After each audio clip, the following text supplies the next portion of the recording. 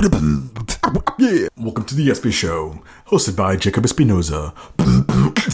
You crush it on Thread, so I'm kind of personally interested about your approach. Like, what does that look like to write a thread that connects, and what are things that you do differently now than when you start?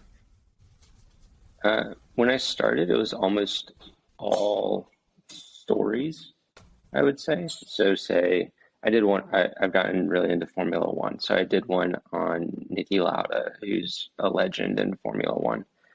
That one, I knew that one would do really well because the story is insane. He's pretty popular in the sport. So if Twitter was able to put it in front of the right people, it was going to do well. And I kind of knew that.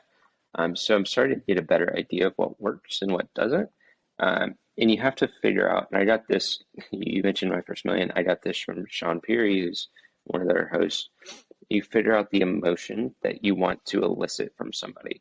So if you want somebody to be like, wow, that's amazing, or if you want somebody to be like, I learned a ton, or you want somebody to laugh, or figure out which one you want to get in the thread mainly, and just focus on that the whole time. And it has a far better chance of performing well than if you have a little bit of humor, a little bit of information, a little bit whatever.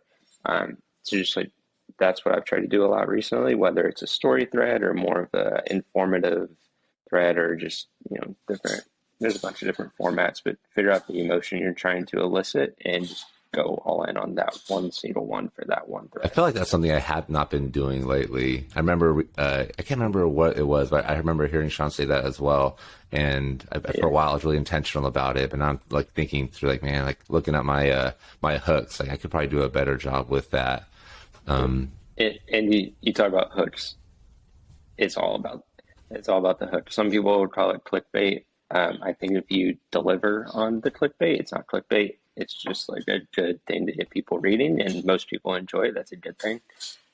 That's all about the hook. That's the viral recipe, right? Clickbait that delivers. Like if you can have a clickbait headline, but then the content delivers on the promise, like that's when people are going to share it.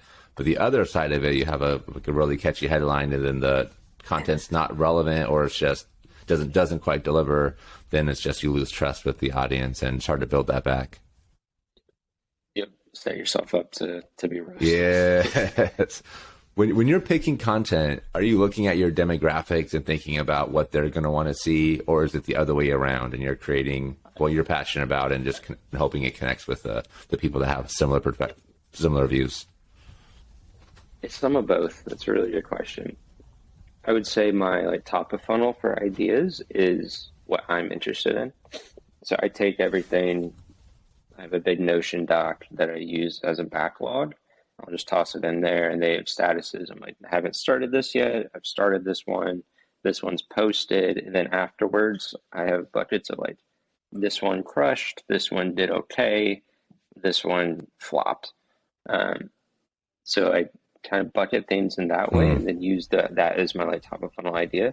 And then when I'm deciding what to work on, I like to keep in my head who my audience is, and I consider like the modern day sports fan. So to me, like we kind of talked about this earlier, that person is interested in the players. I think that's like the simplest way to put it, but also the sports business, the players' investing life, their business life.